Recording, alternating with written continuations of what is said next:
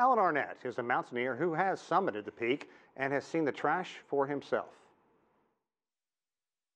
Mostly what you see in terms of trash are shredded tents, and that's because a lot of people choose to leave their tents there in the interest of getting down the mountain as quickly as possible after they've summited, or perhaps in the process. But it's pretty well detailed that the human waste and other trash is building up there, and there are mandates now that people who go to the mountain must bring a certain amount of kilos back, but enforcement of that is very difficult. It seems like a very simple thing to enforce. Why is it not being done? The enforcement has always been technically difficult because you're asking people now to bring back down trash that perhaps they didn't bring up themselves, and at some point climbing Everest becomes a survival game on your own right, and the needs of others kind of takes a second place. Yeah.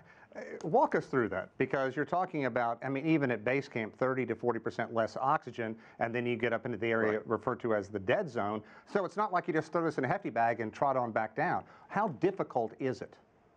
Well, at this point, you have people that are literally cutting their toothbrush in half, and you're looking to save ounces or grams of weight in order to give you every advantage possible to be able to summit.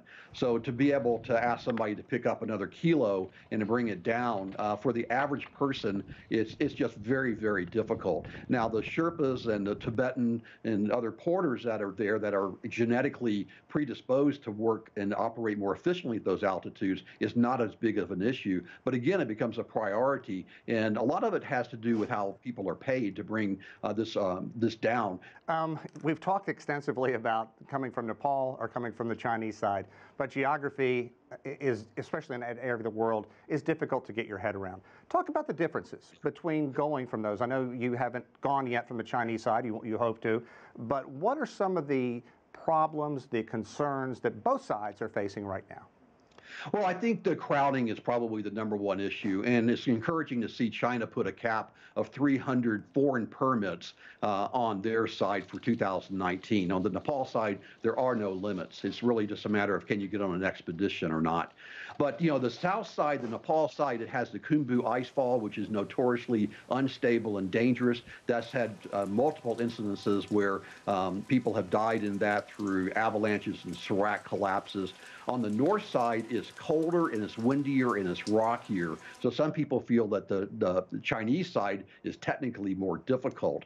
But I always kind of sum it up and say, pick your poison. Both sides are incredibly hard. I mean, this is the highest mountain in the world. So, once you get above 8,000 meters, game changes. And as you mentioned earlier, it's called the death zone for a reason. Is the mountain as bad as people say in terms of the trash that is being left up there? Or when you go, do you still embrace this wonderful, wonderful environmental site? Overall, those are small blemishes on an otherwise pristine environment, and that does not remove the need to address this environmental problem that's growing as more and more people climb Everest. It's going to continue to be popular. As commercialization increases, we're going to see more people climb the mountain, and it's up to the operators, up to the government, and up to each individual climber to exercise personal responsibility to take care of one of the treasures of this planet. Alan, thanks very much. We greatly appreciate it.